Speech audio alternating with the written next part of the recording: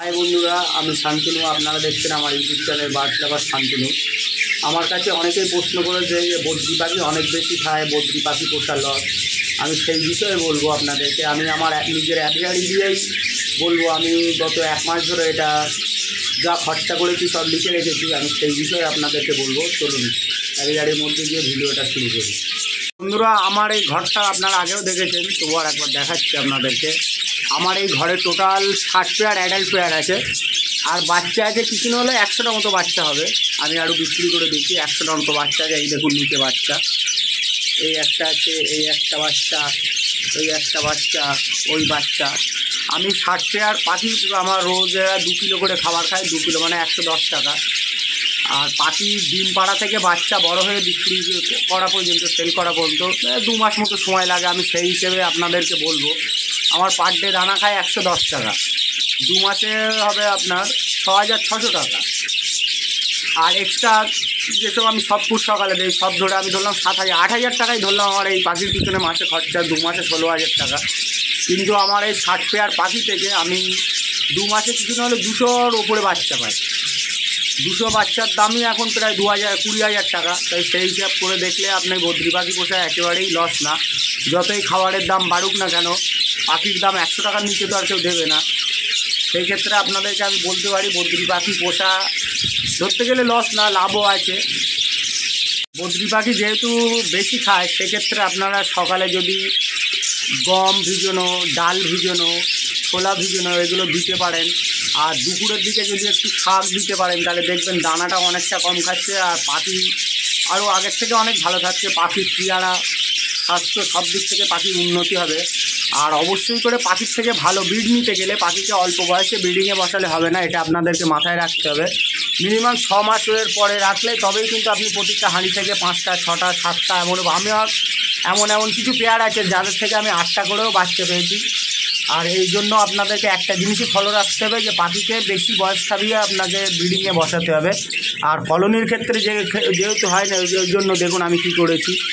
ফিমেলগুলো maximum female আমি এখানে আটকিয়ে রেখেছি। এদেরকে ঠিক 6 মাস বয়স হবে, তারপরে ছাড়বো।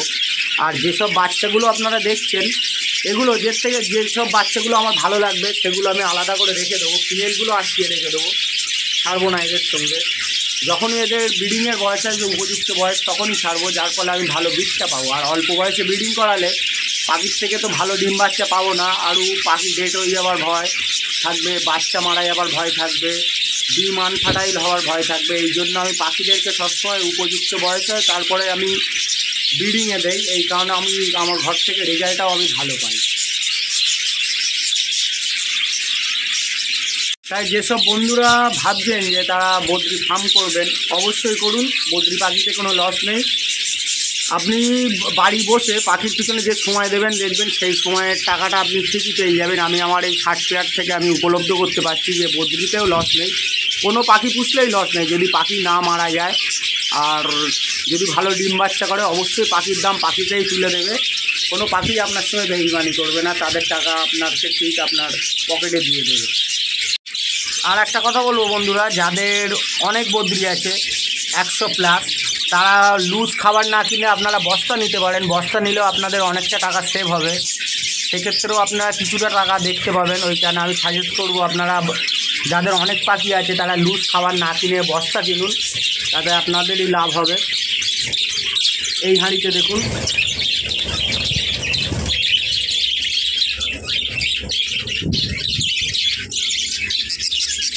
কত সুন্দর বাচ্চা দেখতে পাচ্ছেন টিভিতে। বাচ্চাগুলো হেলথও খুবই সুন্দর।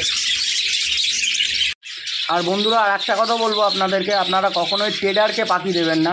ট্রেডাররাই কিন্তু পাখির দাম কমিয়ে দিচ্ছে। আপনি কষ্ট করে আপনার নিয়ারেস্ট যেখানে পাখির হাট হয় সেখানে নিয়ে যাবেন, পার পাখিতে আপনি 10 থেকে 20 টাকা বেশি পাবেন।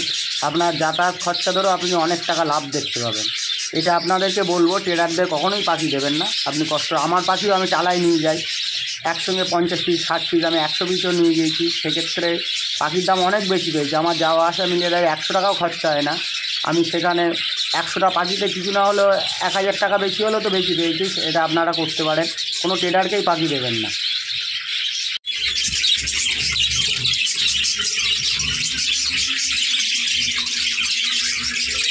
বন্ধুরা আমার প্রত্যেকটা হাঁড়িতে আমি মিনিমাম 5টার নিচে কোনো হাঁড়ির থেকে আমি বাচ্চা পাইনি, 5টার ওপরে ছাড়া 5টার নিচে পাইনি। আবার অনেক কিছু কিছু পাখি আবার নতুন ডিমও বেড়েছে বাচ্চা হয়ে যাওয়ার পরে। এই দেখুন কাঁধে এসে বসে আছে, যাক এই হাঁড়িতেও দেখতে পাচ্ছেন অনেকগুলো বাচ্চা। সেক্ষেত্রে বলবো আপনাদেরকে, আপনারা পাখি পুষুন, পাখিতে কোনো লস নেই। বদ্রি পাখি আমাকে অনেকেই বলেছে বদ্রি পাখি বেশি খায়, আমি সেই জন্যই ভিডিওটা বানালাম। ভিডিওটা যদি ভালো লাগে অবশ্যই আমার চ্যানেলটিকে সাবস্ক্রাইব করবেন, একটা লাইক দেবেন, আমার পাশে থাকবেন। নমস্কার।